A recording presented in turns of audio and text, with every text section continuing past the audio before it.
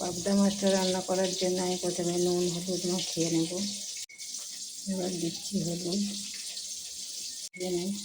এবার এটাকে আমি ভালোভাবে মাখিয়ে নেব।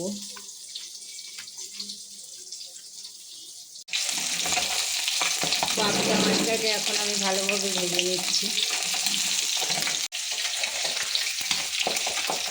এভাবে বাকি মাছগুলোও আমি ভেজে নিচ্ছি।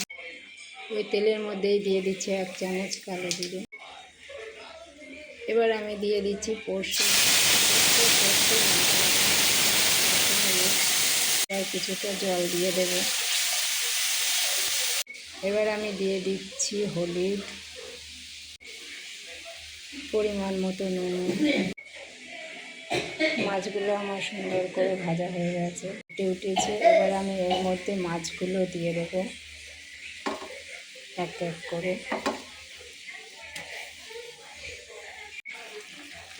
সব মাছগুলো আমি দিয়ে দিয়েছি।